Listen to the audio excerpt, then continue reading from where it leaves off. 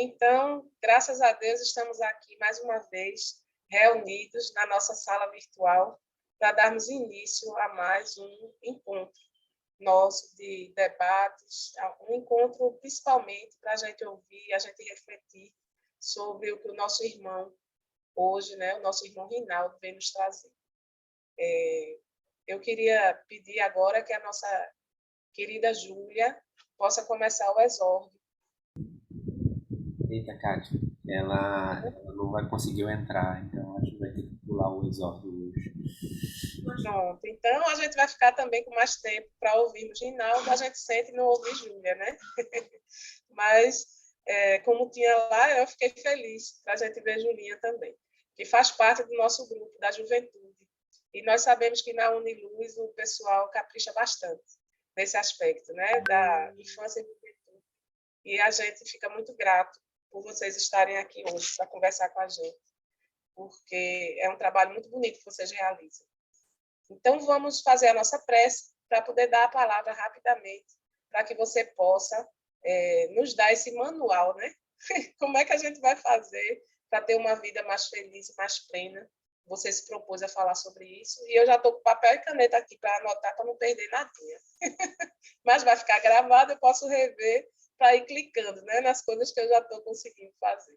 Então, vamos fazer a nossa prece, fechar os nossos olhos e imaginar Jesus Cristo a nos trazer aquela energia que só Ele pode nos dar, porque é o caminho, a verdade e a vida. E quem vai através dele chega ao Pai. Senhor Jesus, amado Divino Pastor, o Senhor que é o mestre dos mestres, o médico dos médicos, nós te pedimos nesse momento delicado que estamos atravessando no nosso planeta, que o Senhor possa nos abençoar com essa tua luz, nos tranquilizar os corações, para que nós lembremos que jamais estaremos sós e que vamos prosseguir nessa caminhada de aprendizado, seja encarnado ou desencarnados, mas que nós vamos prosseguir sempre, que nós possamos, Senhor, fazer o máximo para aproveitarmos esse período terrestre, esse período dessa encarnação tão preciosa, desse momento tão crucial de transição planetária, para o nosso aperfeiçoamento e também observar os nossos arredores, observar as outras pessoas e dar-nos as mãos, para que todos juntos possamos chegar lá, realmente a trilhar nesse caminho que conduz a essa luz maravilhosa da lucidez, do autoconhecimento e do conhecimento de uma maneira geral, para que através dele possamos evoluir cada vez mais, aprendermos a amar. É esse o nosso objetivo e o nosso destino. Isso o Senhor nos trouxe. E por tudo isso nós temos infinita gratidão. Agradecemos, Senhor, por tanto temos a agradecer em nossas vidas, por todas as fases de aprendizado, por dolorosas que pareçam, por difíceis que sejam, porque o Senhor está conosco. E assim o Senhor nos disse, até a consumação dos séculos, até a consumação do nosso tempo de aprendizado nessa humanidade. Que nós possamos contar com a Tua presença também hoje na nossa humilde reunião e que o Senhor possa abençoar e iluminar o nosso irmão Rinaldo, que vai fazer uso da palavra até agora. Que assim seja. Até às 18 horas. Assim seja. Está com a palavra, meu irmão. Que Deus te abençoe. Amém. A nós todos. Bom, uma boa tarde aos irmãos e irmãs que aqui estão presentes nos dois planos da vida. Também boa tarde a todos aqueles que eventualmente nos vejam em momento posterior. É com muita alegria que a gente está aqui com vocês, né? O pessoal da FEA.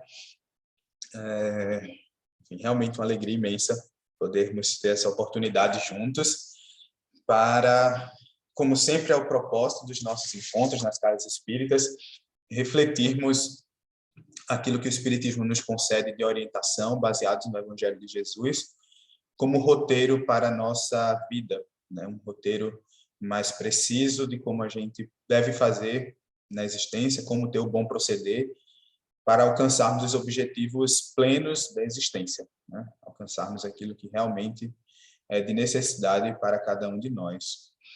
E hoje nos foi sugerido, né? Houve algumas sugestões e escolhemos essa temática do roteiro para a construção de uma vida feliz, né? Falar dessa construção de vida feliz. Inicialmente pode até parecer um tema um pouco ousado, achar que a gente tenha um roteiro para a construção de vida feliz, porque a gente costuma refletir felicidade de um ponto de vista muito amplo e muito individualista.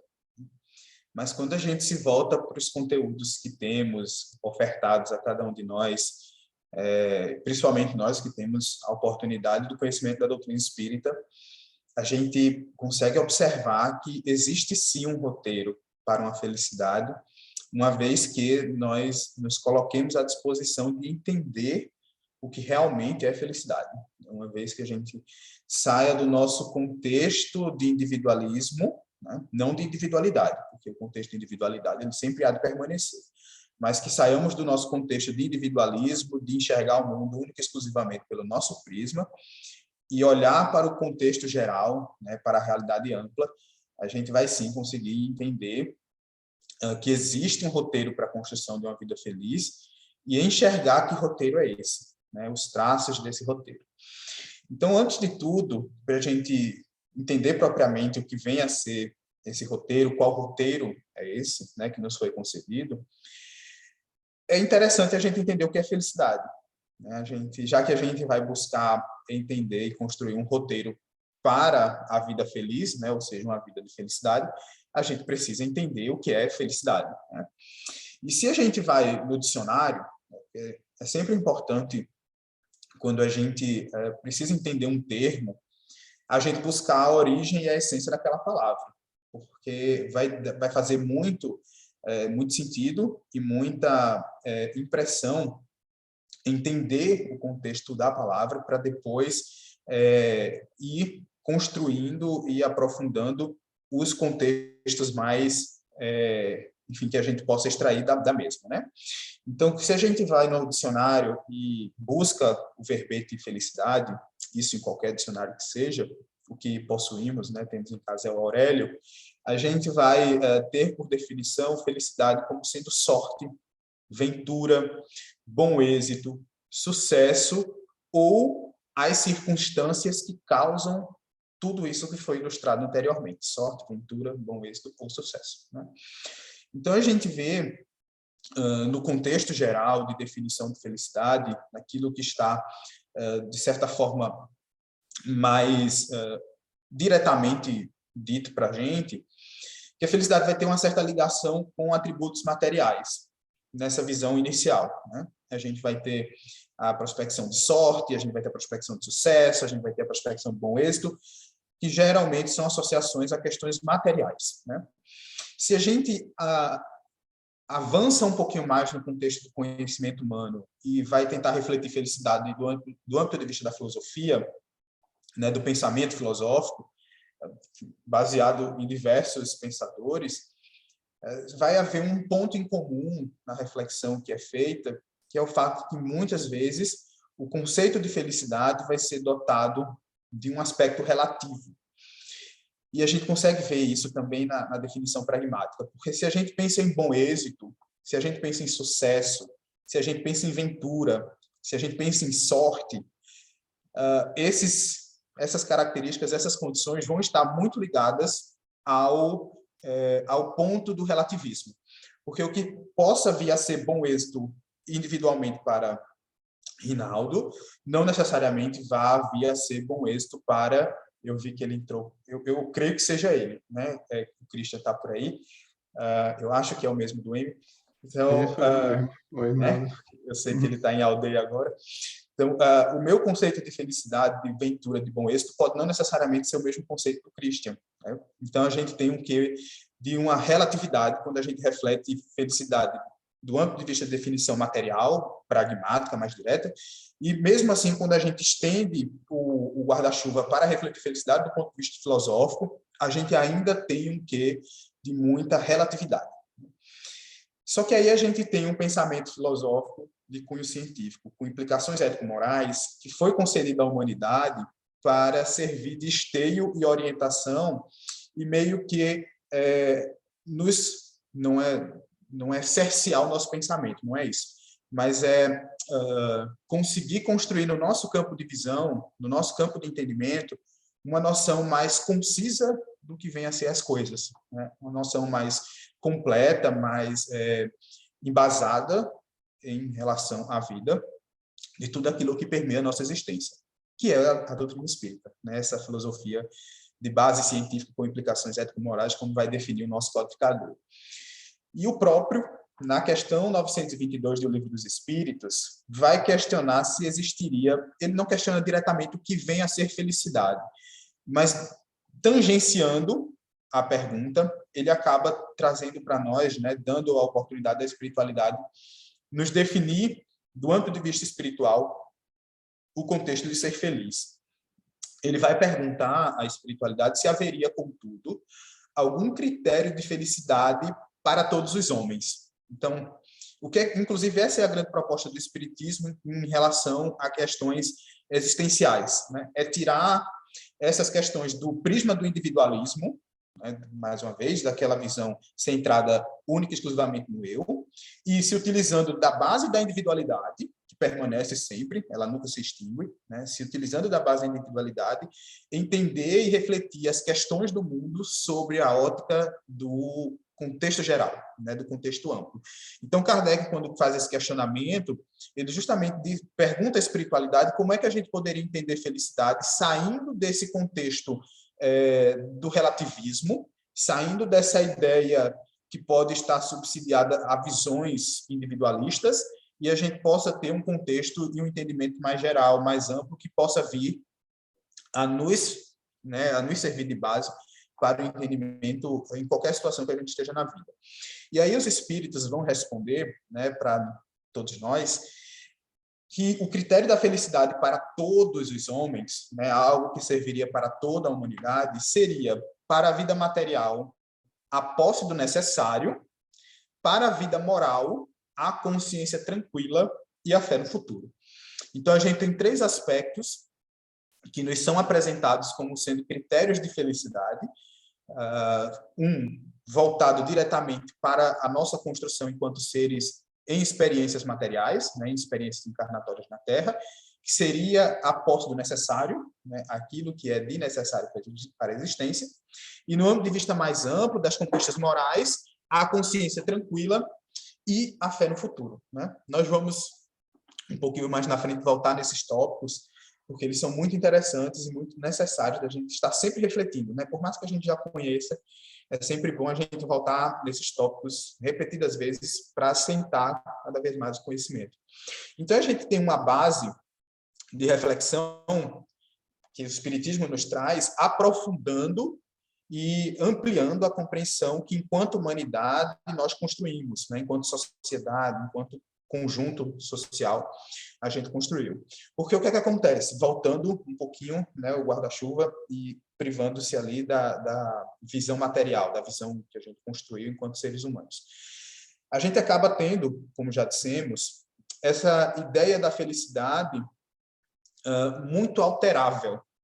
É uma felicidade que é amplamente relativa, porque a gente coloca objetivos que são, para sermos felizes, que são objetivos que não são perenes, né? Objetivos que são fluidos, ou seja, que atingem um objetivo, mas que rapidamente esse objetivo ele se torna mais amplo, porque é sempre uma sede por algo, por uma construção, por uma conquista que sempre tem possibilidade de se expandir, né?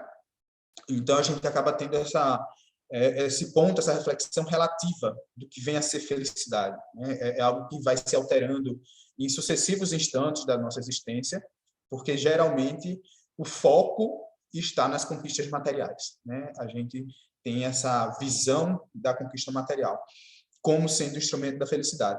Então a gente costuma usar muito né, a frase de que serei feliz quando eu tiver algo, né? Enfim, cada um construindo a sua frase da forma como lhe apraz, né?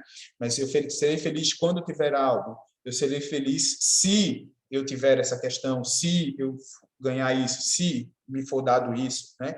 Então a gente condiciona a felicidade a situações, experiências ou conquistas que sabemos que são importantes, claro, porque se a gente está na vida material, a gente precisa fazer esse âmbito de conquista, mas que não são conquistas eternas, né? Apesar de que a eternidade a gente só refletiria no âmbito de vista de Deus, mas dá para a gente trazer aqui só por um senso de comparação, né? No âmbito de vista de algo que permeie os anos, né? sem findar-se. Então, a gente tem, né, melhor dizendo, essa busca muito voltada para as questões que são passageiras, né? E isso é uma realidade que a gente costuma observar muito na dinâmica religiosa da vida, né? Principalmente para nós, enquanto espíritas, porque a gente tem, por não sermos apenas uma religião, né, sermos uma doutrina de tríplice aspecto, o espiritismo tem tem compreensões e formas, né, de execuções um pouco diferentes do que as nossas irmãs religiões outras possuem, né? Então, muitas vezes as pessoas chegam ao espiritismo, né, e a gente reflete muito isso no âmbito de vista de infância e juventude, porque o que é que acontece, né? Principalmente na nossa sociedade atual, onde há um esforço muito grande, uma cobrança muito grande para que a gente faça conquistas acadêmicas e materiais, né? O que antigamente era exceção do ponto de vista acadêmico, você ter um mestrado e um doutorado, hoje em dia é uma necessidade básica praticamente, né? Se cobra das pessoas, dos formandos, que eles vão, né, sigam em busca desses títulos para poder cada vez mais ter uma possibilidade de inserção no mercado de trabalho, né? Então, há uma construção social, há uma vivência social que, principalmente, como dissemos, afeta a infância e a juventude, de meio que moldar o pensamento, né, quando a gente se dispõe, né, a essas oitivas. Então, a gente acaba moldando o nosso pensamento para uma existência de buscas de conquistas materiais, o que, por si só, não excluiria os fatores espirituais da existência, tá?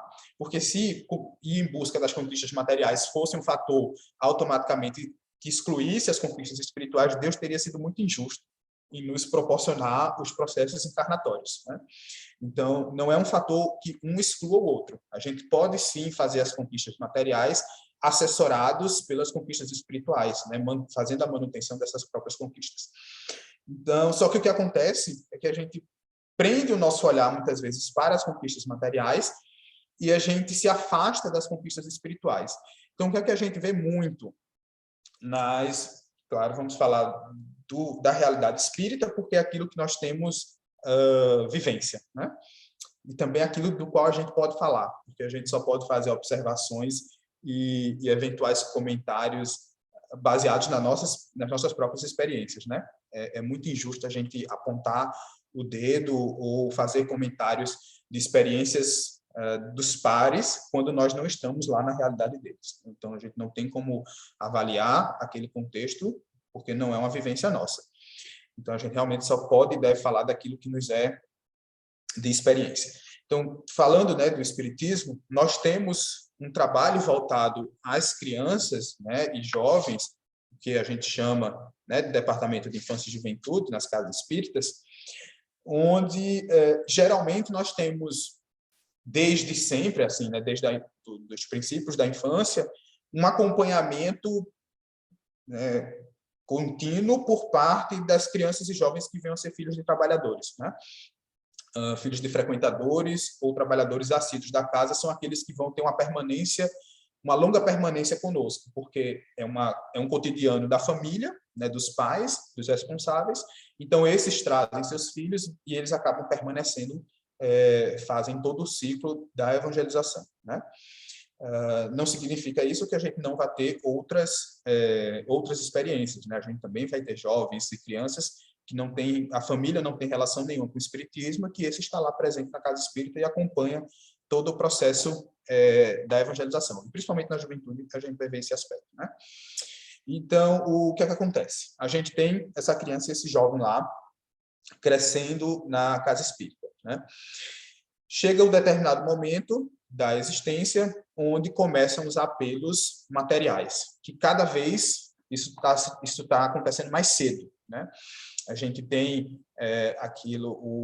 o âmbito de cobrar estudos mais profundos, de cobrar presenças, de cobrar atividades extracurriculares, cada vez mais cedo, né? Então, preparatórios para vestibular, para especialidades específicas da vida, cada vez mais cedo, né? E isso acaba fazendo com que, principalmente ali no traço, né, de mudança da infância para a juventude, haja uma tentativa de um certo distanciamento. Muitas vezes os pais conseguem manter, né, os filhos na evangelização, a pretexto da responsabilidade que esse exerce um sobre o outro, mas chega um determinado momento onde a gente vê uma grande evasão na casa espírita, que é justamente a fase de transição da adolescência para a vida adulta, né? Ali entre os 20, finais dos 20, dos 10, na verdade, dos 19, 20 anos, para o começo dos 21, 22. Então, a gente vê uma grande evasão dentro da casa espírita. E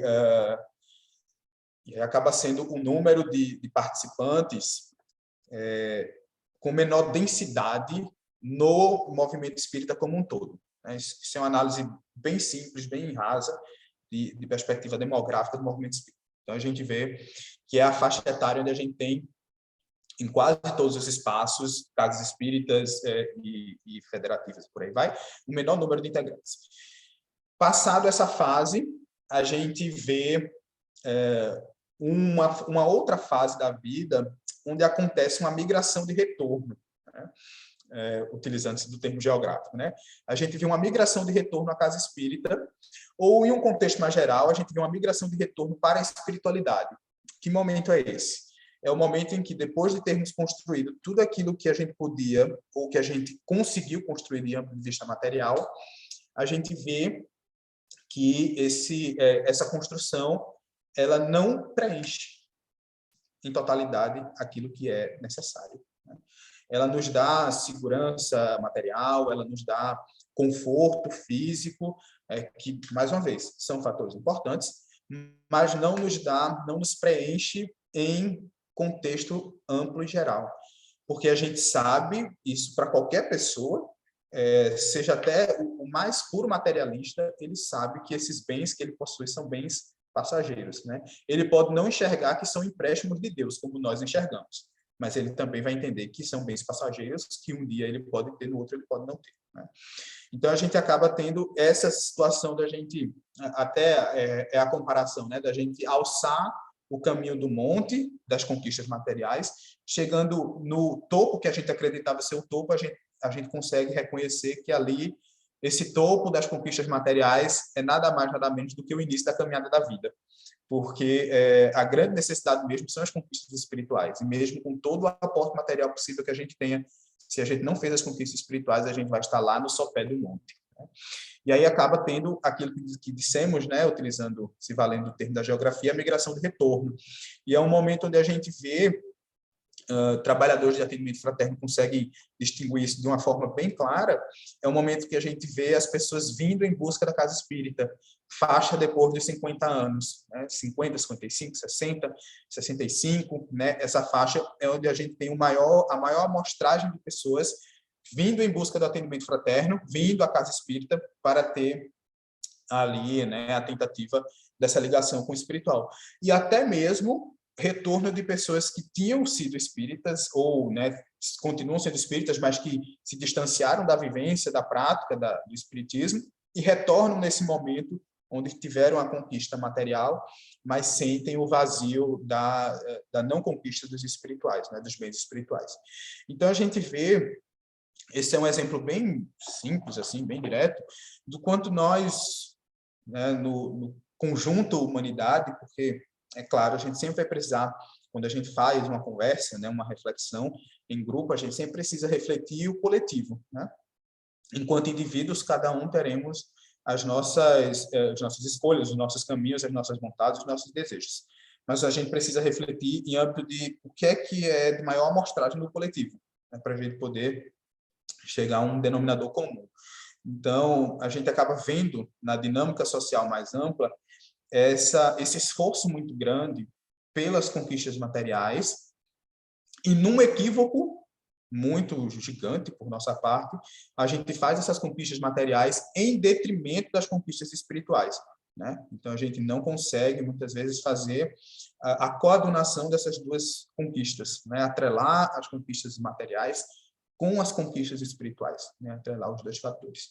Então, isso acaba tornando a nossa felicidade muito pueril, muito relativa. A gente sempre vai estar precisando, se enxergarmos o mundo sobre essa ótica, de mais e de mais e de mais, porque todo o momento em que a gente possuir, e na verdade eu até reformulo a minha frase, porque isso não seria uma felicidade, seria uma alegria, né? Isso seria um êxtase momentâneo.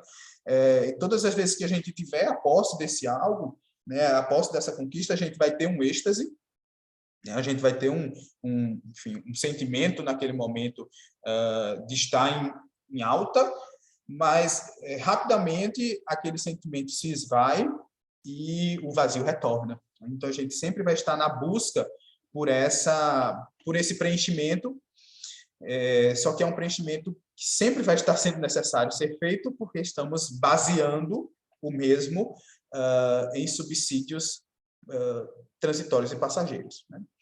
E aí o que a gente precisa fazer é virar a chave do entendimento, e é justamente isso que a doutrina espírita nos proporciona, e entendermos que existe sim uma felicidade que é concisa, uma felicidade que é palpável, uma felicidade que é estruturada, uma felicidade que é sólida. E essa felicidade, ela se baseia de forma imediata né, na reflexão que nós indivíduos precisamos fazer em nosso íntimo, no nosso mundo interior, né? Então, a gente precisa entender que a base inicial para a reflexão de felicidade, felicidade realmente felicidade, né?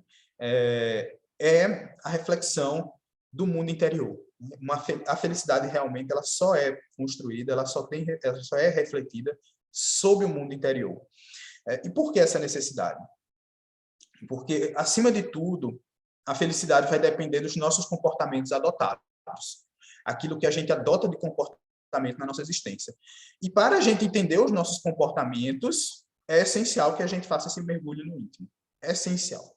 Porque o que acontece muitas vezes, quase sempre, é que a gente pauta as nossas existências, as nossas vidas, o nosso cotidiano, baseado em máscaras sociais que nós criamos, baseados em personagens, né, em personas que a gente constrói para o outro, mas a gente acaba se vinculando tanto a essa persona que a gente cria, né, a essa máscara que a gente constrói e coloca, que muitas vezes a gente entende e se reflete por base nessa máscara, né? A gente cria isso para se mostrar ao outro, mas a gente se liga tanto a essa construção que a gente acaba se refletindo, a gente acaba refletindo a si mesmo baseado nessa construção, né?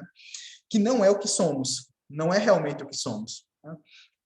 Tem um pensamento comum, né, que diz que se a gente quer conhecer alguém, é essencial convivência, né? A gente precisa conviver com o outro para que a gente o conheça, porque na convivência é natural que a gente se despoje das máscaras, né? Porque a gente tem os momentos de altos e baixos, a gente tem os vacilos e a gente vai abrindo mão das máscaras, que quando a gente está fora de casa, quando a gente está ali no âmbito de convivência mais direta e rápida, a gente consegue manter, né?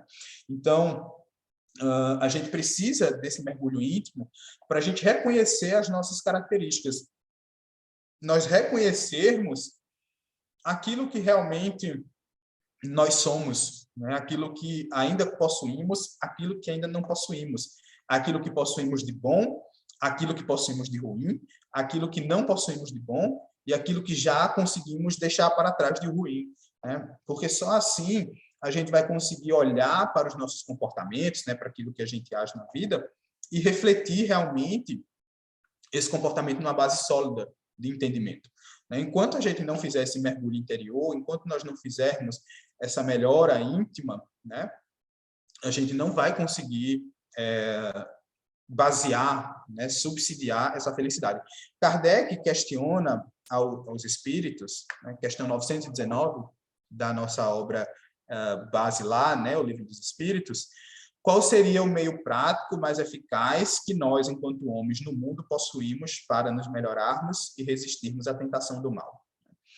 E os espíritos vão responder que o sábio da antiguidade vos disse, conhece a ti mesmo. E na pergunta seguinte, Santo Agostinho vem dizer, né, em resposta, que todas as vezes quando dormia, repousava, né, um pouco antes do adormecer pleno, refletia sobre o travesseiro todos os atos que houvera cometido durante aquele dia, para entender o que estava sendo feito de exato e de legal e o que ainda não estava sendo praticado como deveria ser, né? Então, a gente vê os espíritos respondendo a Kardec que a base para resistir à tentação do mal, para a construção do homem novo, para a renovação de nós mesmos, é o conhecer a si. Né? Um sábio da antiguidade vos disse, conhece-te a ti mesmo. A chave de todas as transformações do mundo estão no íntimo do indivíduo. Estão no íntimo. Todas as revoluções, todas as transformações, tudo aquilo que a gente tem de mais maravilhoso no nosso mundo de perspectiva de inovação surgiu no íntimo de um indivíduo. Né? Claro, a gente tem todo o subsídio que está ao nosso entorno, né? A gente tem ali as disposições e orientações da espiritualidade, mas é preciso que haja um movimento íntimo para que essa disposição, para que essas inspirações se externalizem. Né? Então, toda a transformação tem princípio no indivíduo. Né? Por isso que a gente sabe, enquanto espíritas, que não adianta a gente cobrar a mudança do outro se a gente não tem a mudança em nós mesmos. Né? Gandhi tinha uma frase onde ele dizia, né, seja você a mudança que quer ver no mundo. Não há como a gente cobrar essas transformações externas se nós não estamos fazendo-a em nós mesmos. Não há como nós pedirmos ao mundo, à sociedade, aos pares que eles se transformem se nós não estamos fazendo o nosso esforço próprio de transformação, né? E muito pelo contrário, nós devemos aos nossos pares, ao nosso próximo, a indulgência, né? Kardec, quando pergunta sobre a caridade, que a gente vai até falar sobre ela um pouquinho lá na frente, vai receber a resposta que uma das partes da caridade é a indulgência, né? Ser indulgente para com as imperfeições do próximo. E Chico, sob a inspiração do Emmanuel, diz uma frase, né? Que aos outros o direito de ser como são, a mim o dever de ser a cada dia melhor. Né? A gente não pode se colocar na situação de orientação ou de tentativa de modificação do próximo, porque é um campo que nós não temos ingerência, né? Não temos. Não há jurisdição nossa para com o próximo, não há, porque nós somos indivíduos dotados de livre-arbítrio e, como tal, temos a capacidade e o direito de exercermos aquilo que nós acharmos por bem exercer. Né? Mesmo que seja o caminho mais tortuoso possível, é uma escolha nossa trilhá-lo, né? E a gente sabe que a gente, de alguma forma, vai reaver aquele caminho, né? A semeadura é livre, porém colheita é obrigatória, né? Então, nós temos, voltando à nossa trilha da vida feliz, né? Essa necessidade da reflexão do indivíduo enquanto mundo interior, para que a gente baseie essa construção de felicidade, né? Para que a gente possa iniciar, e é muito interessante, porque quando a gente fala de reforma íntima, né? Quando a gente fala de autoconhecimento, nós estamos falando de consciência tranquila e coração pacificado. E consciência tranquila e coração pacificado não necessariamente significando que nós estaremos numa situação de não erros, né? Não é essa a ideia. Até mesmo porque pensar que nós não vamos errar é ser leviano demais, porque nós temos as nossas imperfeições, as nossas características a modificar, e é natural do processo de transformação, do processo de renovação, que erros aconteçam. É natural, né? A gente erra muito mais. Tem uma frase linda de Jesus a Pedro, que está no Boa Nova, né? Essa frase não está no Evangelho mesmo, está na narração da negação de Pedro por Humberto de Campos, na obra Boa Nova, capítulo 26, negação de Pedro. E tem um momento onde Jesus diz a Pedro que, ali no diálogo, né, de Jesus dizendo a ele que ele negaria o mestre, né, até antes que o galo cante, tu haverás me negado 3 vezes, e Pedro meio que se sente indisposto com aquela fala de Jesus, porque ele achava que de forma nenhuma ele o negaria, né? Ele até diz, impossível, eu estarei contigo até o fim, né? E aí Jesus diz a Pedro que ele iria reconhecer que o homem no mundo é muito mais frágil do que perverso. É muito mais frágil do que perverso. Então, a gente precisa reconhecer essa condição, né? E o autoconhecimento, ele nos subsidia essa consciência tranquila e esse coração pacificado, mais uma vez voltando à ideia, não pelo fato de que nós vamos nos enxergar como perfeitos, não é isso, mas realmente pela situação de que nós vamos entender a nossa imperfeição, né? Nós vamos entender a nossa condição atual e, de certa forma, nós vamos pacificar os nossos anseios, né, no ímpeto de entender que muitas vezes nós vamos errar, vai fazer parte do processo, né? E esses erros, aí a frase de Jesus a Pedro, né, quase sempre vai estar baseado em fragilidade e não em pura perversidade, né? É uma fragilidade, é o medo de errar, é o medo, né, de fazer de uma forma que não agrade e tudo mais. Isso acaba muitas vezes nos conduzindo a tomar atitudes equivocadas, né? Isso, claro, não isenta ninguém dos seus atos, né? Mas dá essa condição dessa consciência tranquila para que a gente enxergue esses erros, entenda esses erros, perdoe esses erros e siga em frente, né? Porque se a gente não tem esse entendimento, a gente se prende àquele equívoco, a gente se prende àquela realidade, a gente se prende àquele conceito do que erra, eu sou o que erra, eu sou o que faz errado, e a gente acaba entrando no processo de autoobsessão, né? Que é uma das condições, uma das formas da obsessão acontecer. É quando você mesmo impõe julgo sobre si, né? Você mesmo impõe a energia e o sofrimento negativo sobre si próprio. Então, a gente precisa ter esse entendimento, porque a gente só vai conseguir alçar voos de felicidade quando nós estivermos livres. Livres no sentido de entender que nós estamos num processo e respeitar o nosso processo, né? Faz parte da vida, entender que somos imperfeitos e estamos no processo de construção, né? Então, a gente vai baseando essa reflexão para entender que, enquanto felicidade, a gente vai ter um atributo que nos é de direito. Dalai Lama tem um livro que é O Caminho da Felicidade. É bem interessante esse livro, onde ele diz que a felicidade é uma prerrogativa do homem, né? É algo que nós temos, de certa forma, direito. Então, nós vamos buscar essa felicidade e todos temos o direito de querer conquistá-la, né? Todos temos o direito de querer conquistá-la, justamente porque é uma prerrogativa. E essa é uma visão que pode até se esbarrar no âmbito da vida material, no caso da fala dele, mas que para nós, enquanto espíritas, quando a gente estende a realidade para a compreensão espiritual da vida, nós sabemos que só existem duas fatalidades, né? Porque no espiritismo, o espiritismo é muito claro para nós, não existe fatalidade na existência, exceto duas. Quando a gente reflete a vida material, o fato de que todos nós desencarnaremos, né? Porque a vida material ela não é perene, né? O corpo ele cansa e a gente precisa retornar à espiritualidade. Então, um fato do ponto de vista material é que desencarnaremos. E o único fato do ponto de vista espiritual é que um dia todos nós seremos anjos, né? Como a gente utiliza o termo para categorizar os espíritos puros, aqueles que atingirão a condição plena da moralidade, né? E serão felizes, né? Por tabela, porque ser plenamente moral é ser feliz, né? Então, a gente sabe que é algo que é necessidade, é algo que é natural. E Dalai Lama fala, né? É prerrogativa, é algo que faz parte da existência, ser feliz, né? É algo que nos é de construção.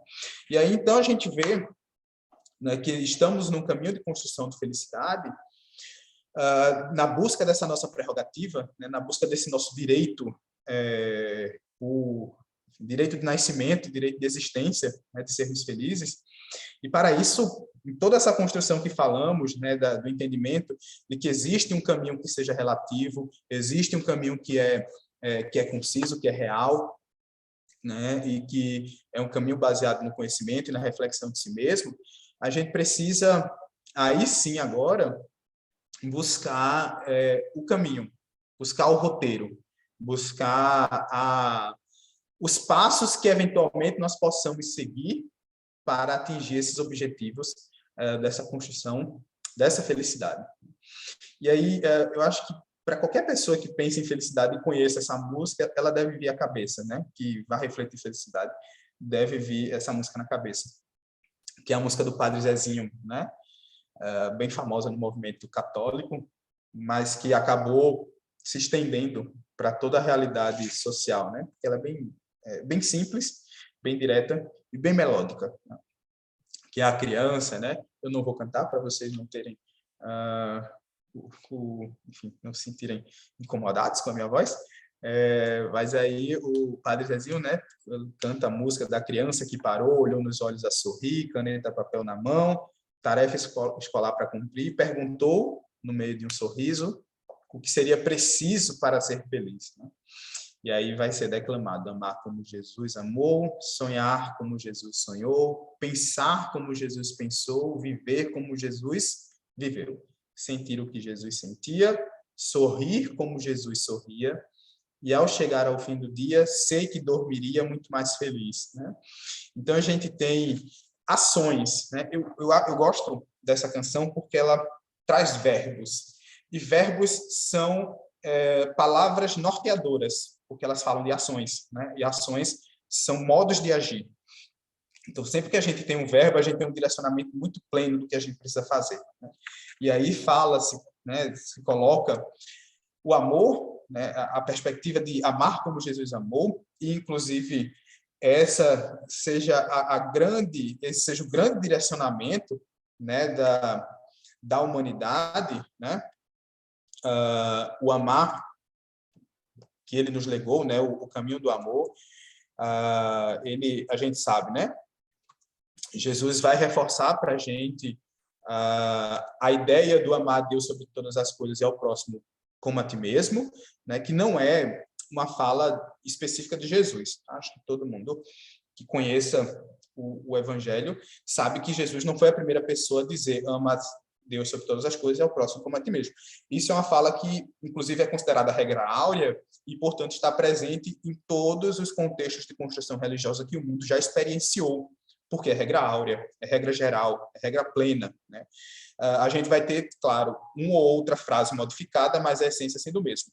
Mas a gente vai ver no próprio Evangelho, em determinada passagem de Jesus, o entendimento de que essa fala estava já numa vivência, né, daquele grupo social onde ele vive, né, que é os judeus, que é a parábola do bom samaritano, Lucas 10, 25 a 37, logo no comecinho ainda, antes mesmo de Jesus falar da parábola do bom samaritano, quando ele é interrogado, né, o que é que precisaria fazer, o que é que a gente precisaria fazer para ser salvo, ele vai dizer, né, o que é que diz nas Escrituras. E o doutor da lei que estava interrogando ele vai dizer: amarás o Senhor teu Deus sobre todas as coisas e ao próximo como a ti mesmo.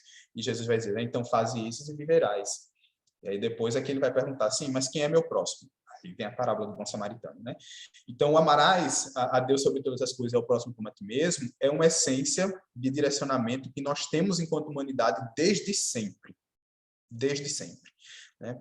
A gente sempre precisa entender isso, que não ficou restrito à vinda de Jesus, claro.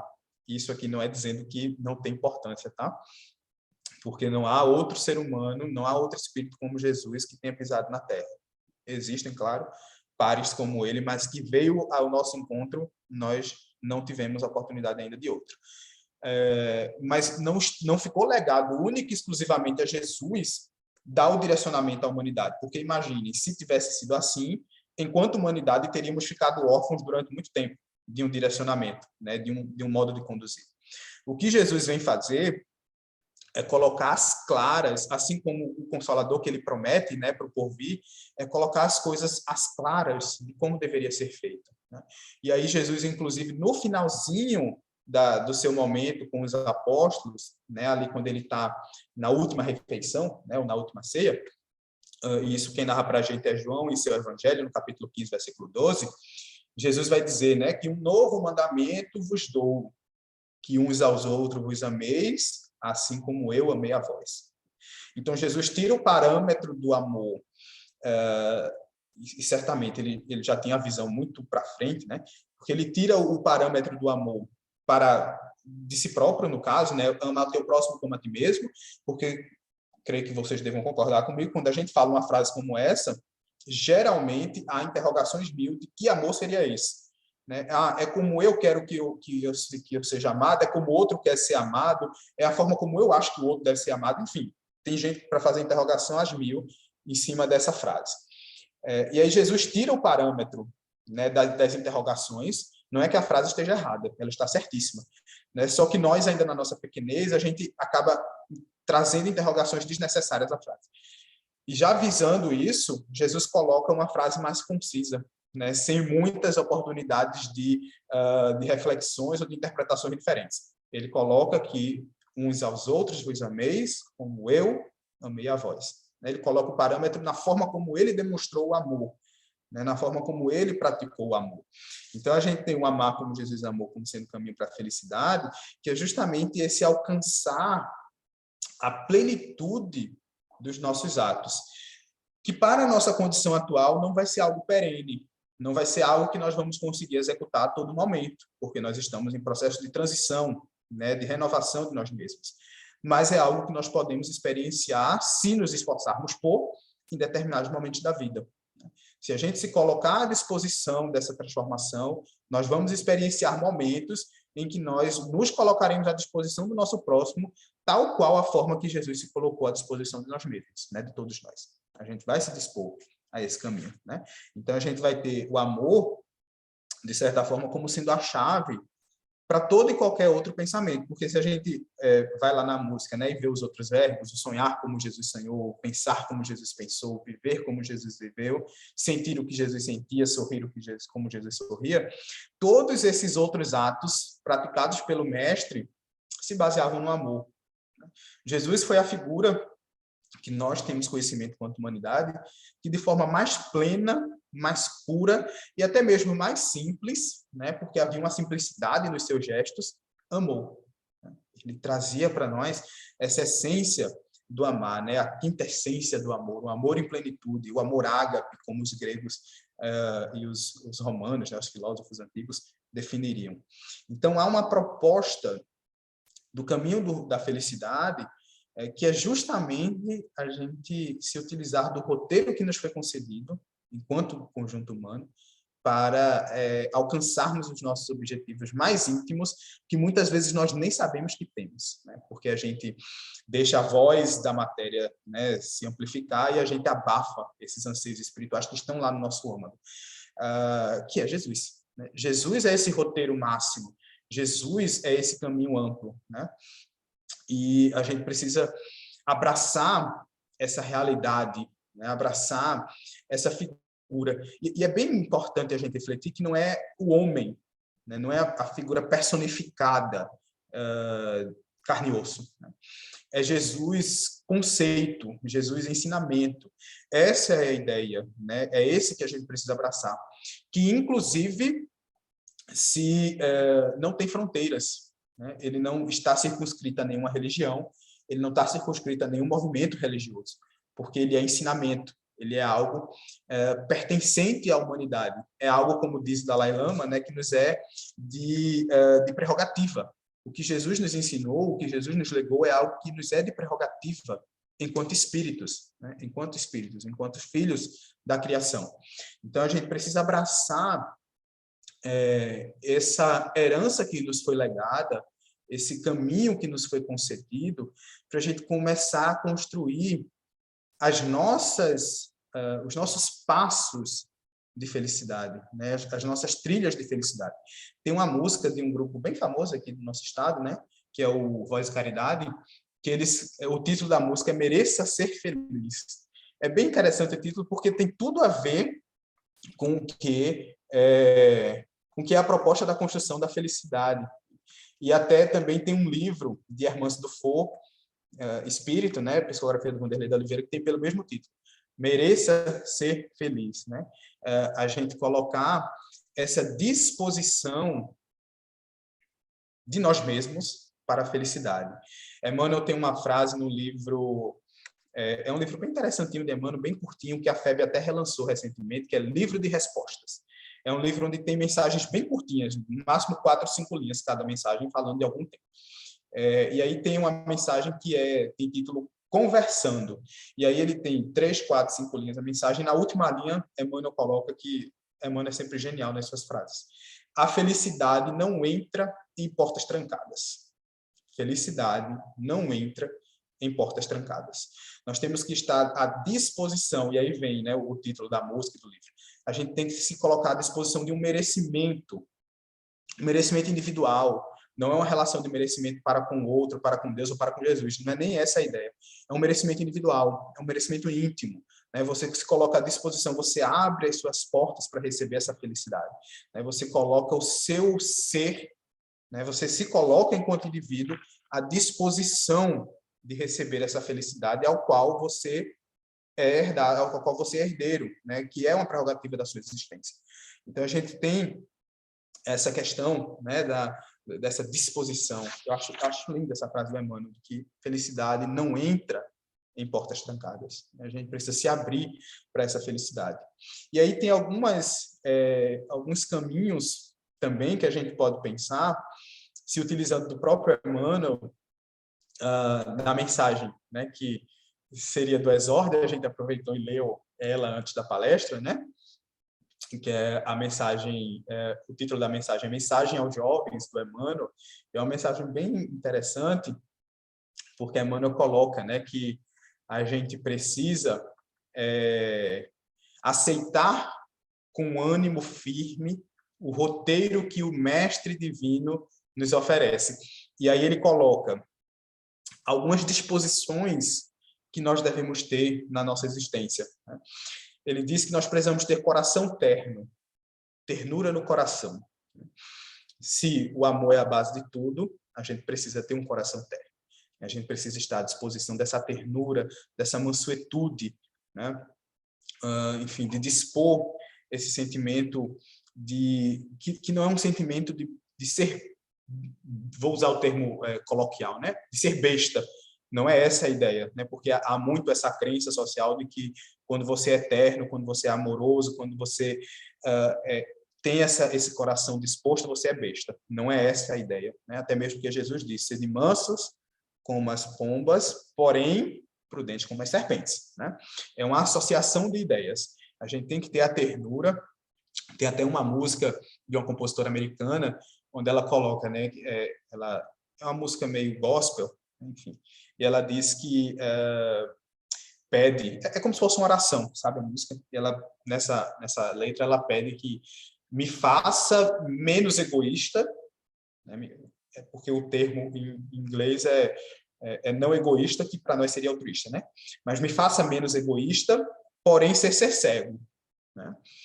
Então, faça crescer em mim o altruísmo, porém não me faça ser cego para que eu não seja, né, não me coloque à disposição de situações que eu não preciso vivenciar, né?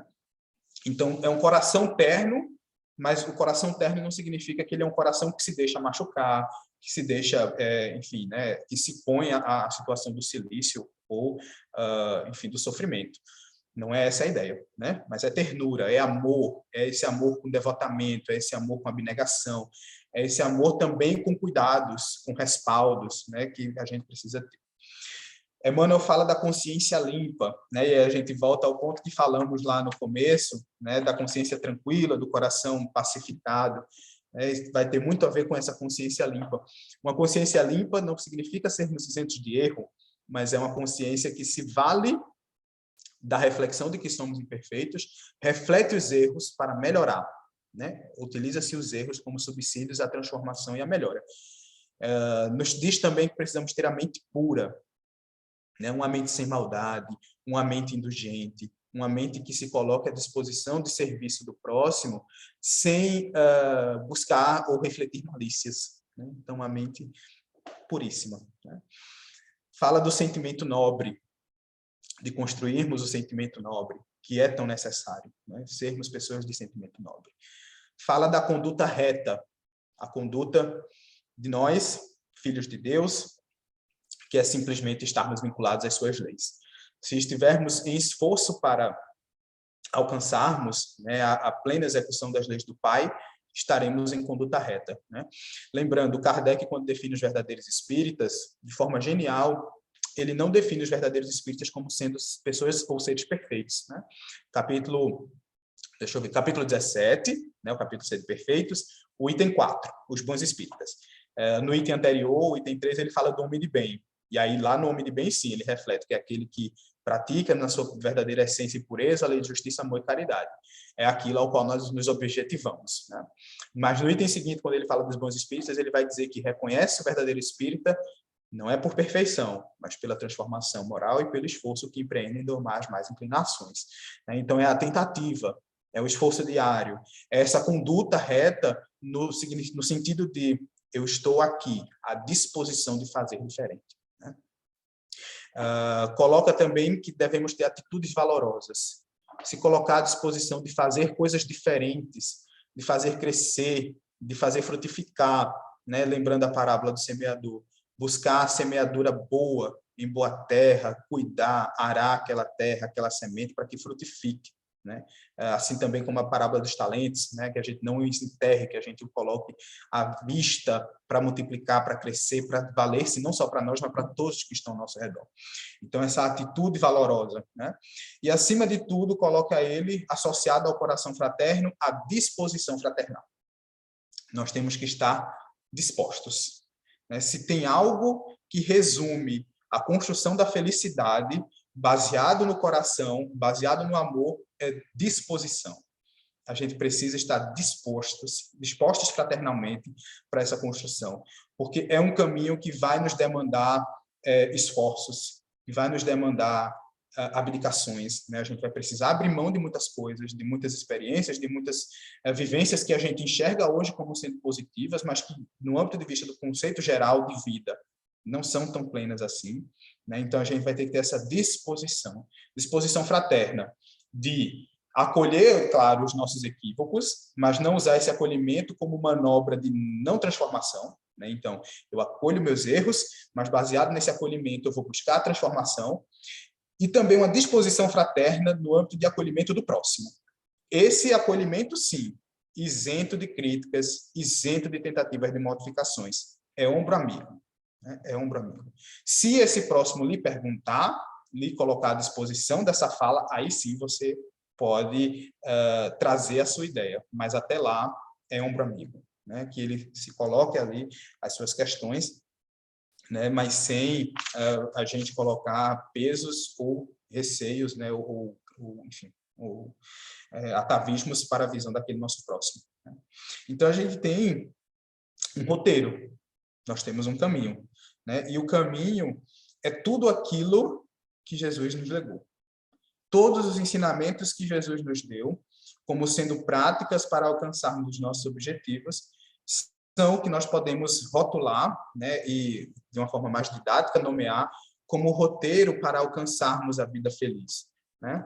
Nós precisamos abraçar esse mestre que nós admitimos a sua importância, né? Que nós admitimos a sua realidade de existência, então a gente precisa abraçá-lo em questão de conceito de vida, em questão de vontade de caminhos, né? Em questão de ímpeto de transformação. Né? João tem uma frase na sua primeira epístola, aí já uma fala dele mesmo, né, nas cartas que ele escreveu, no capítulo 4, versículo 14 ou 19, se não me falha a memória, onde ele diz que nós amamos porque Jesus nos amou primeiro. Né? Ele coloca, nós amamos porque ele nos amou primeiro.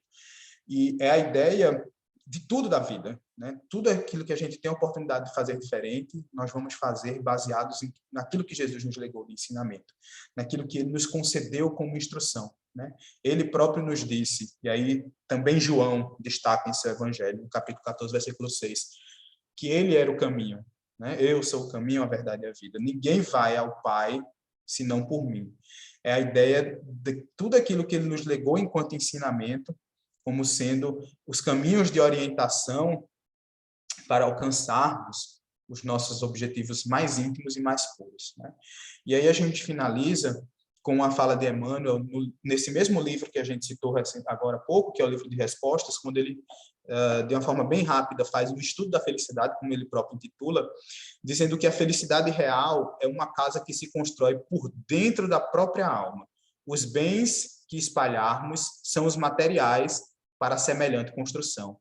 Sabes que o tempo é comparável ao rio, que não se interrompe, seguindo sempre. Muito estranho é que a criatura se decida a levantar sua própria moradia em cima de uma ponte. Então, de uma forma bem direta, ele traz para a gente, né, que felicidade é a construção da alma. Construção da alma justamente por estar baseado em todo esse contexto que refletimos juntos aqui, né, baseados na reflexão da felicidade concisa, da felicidade estruturada, da felicidade que permanecerá, que é uma felicidade baseada na visão ampla de vida e, acima de tudo, baseado nos ensinamentos que Jesus nos levou enquanto orientação de vida e existência, enquanto caminho e conduta, né? E finalizamos com a frase de Paulo aos Colossenses, que certamente norteará os nossos caminhos de felicidade, quando ele diz, né, na Epístola aos Colossenses, no capítulo 3, versículo 32, que tudo aquilo que fizermos, né, porquanto tudo que fizerdes, fazei de todo o coração. Se estivermos pautando a nossa existência baseados única e exclusivamente no coração, que não é isento de razão, tá? Porque o verdadeiro sentimento ele tem uma base racional muito profunda. Então, desde que a gente esteja pautando a nossa existência pelo coração, baseado no coração, certamente estaremos no rumo certo para a construção da nossa felicidade. Que Jesus, o nosso mestre e irmão, possa nos abençoar hoje e sempre, e agradecemos profundamente a paciência e o convite de vocês. Muita paz. Então, meu irmão, realmente foi muito boa essa sua reflexão. É sempre importante a gente nortear na lógica, naquilo que nos é exposto por tantos meios, né? Nos vem, dentro da doutrina, nos vem de várias formas, a começar pelo nosso mestre amado Jesus, e fora da doutrina também, né? Sempre nos vem essas mensagens, que a gente possa refletir e possa pôr em prática cada vez mais. O que não é tão simples também não é tão complexo. É simplesmente questão de vontade, da gente arregaçar as mangas e começar a fazer. Porque um dia vai virar costume, né? Se a gente começa a praticar aquilo ali, um dia a gente vai sentir falta, a gente vai vendo o quanto é bom e vai realmente se habituando a pensar já dessa forma, a reformar o nosso eu. Então, nós agradecemos a você por ter trazido para a gente mais uma reflexão tão interessante para nos ajudar a gente trilhar esse caminho, sabendo que estamos no caminho da felicidade, realmente, a felicidade real e não a ilusória. Aqueles momentos de alegria ou de felicidade passageira que estão baseadas em coisas que são perecíveis, não é? Então, muito obrigada por essa reflexão, a gente agradece demais.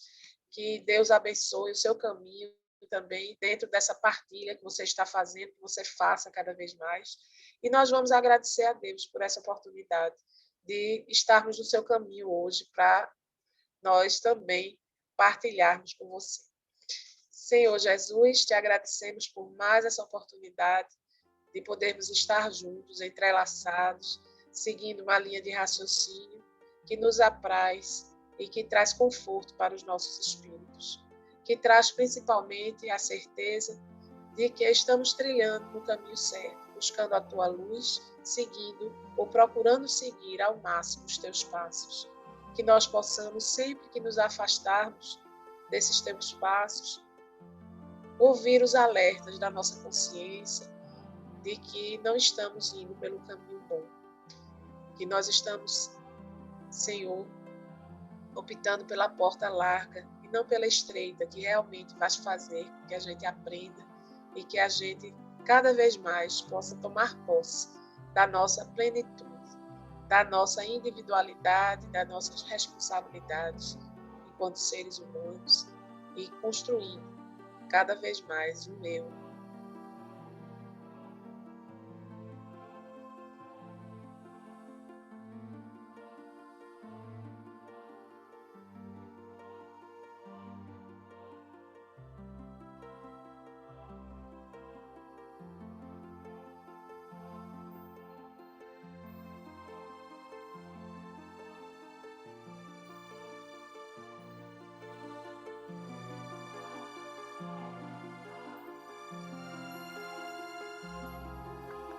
Que nós recebemos de ti tantas vezes, tantos dias, principalmente o aquecimento na alma e no coração que essa luz nos traz. Paz para nós todos, Senhor, nesse final de semana, e que a semana que se inicia também seja assim. Que nós saibamos levar aquilo que o outro necessita, da maneira correta, em todos os lugares e situações. Que assim seja. Muita luz, meu irmão. Leva um abraço, viu, para a sua casa de oração e trabalho, de todos que fazem a Fraternidade Espírita de Aldeia. Então, até mais, gente. Muita luz para todos.